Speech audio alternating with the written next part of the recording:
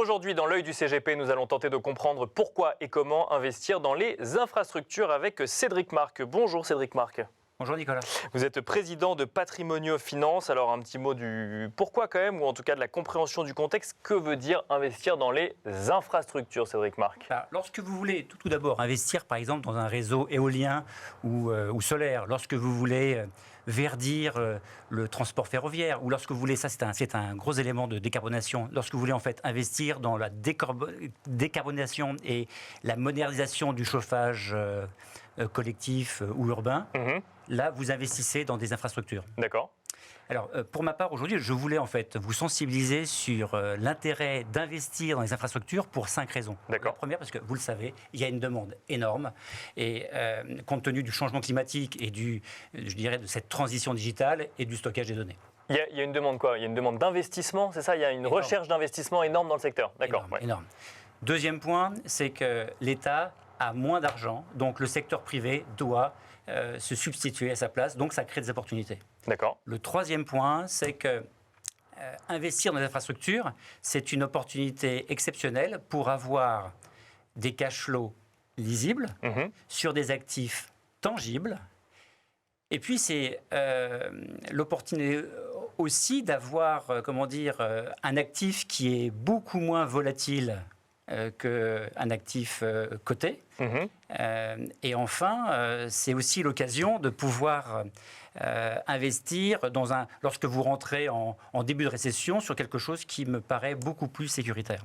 Le quatrième point, on en parle de plus en plus, c'est que lorsque vous investissez dans les infrastructures, le plus souvent, vous respectez les objectifs de développement durable.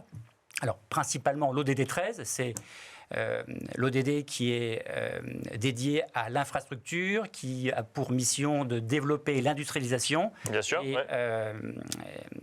voilà. Et puis l'ODD 9 qui est aussi pour agir concrètement et d'une manière urgente contre le réchauffement climatique. Le cinquième point, vous suivez.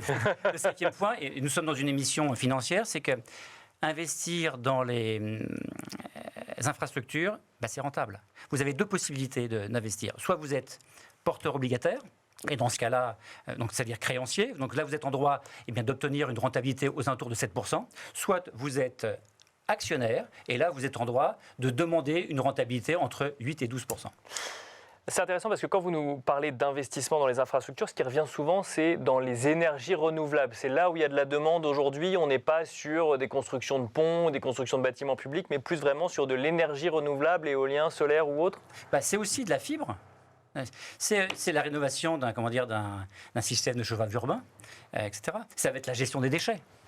Bien sûr, autant de sujets en lien avec l'économie de demain, par exemple. Exactement. Et puis, ce que je trouve qui est particulièrement intéressant par rapport à ce momentum, c'est que c'est un secteur qui est très lié au niveau des taux d'intérêt.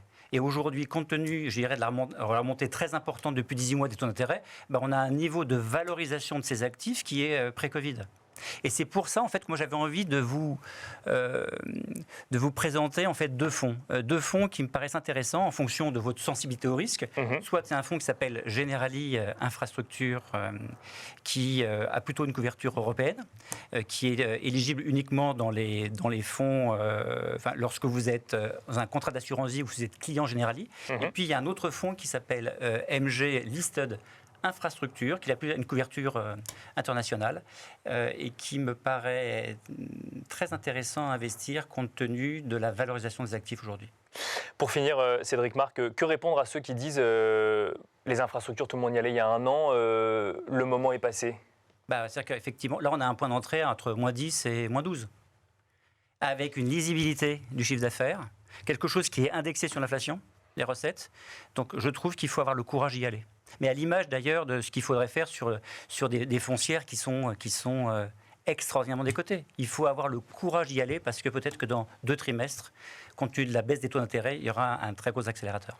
Merci beaucoup Cédric Marc de nous avoir accompagnés dans l'œil du CGP. Je rappelle que vous êtes président de Patrimonio Finance. Merci beaucoup. Et quant à nous, on se retrouve très vite sur Bismart.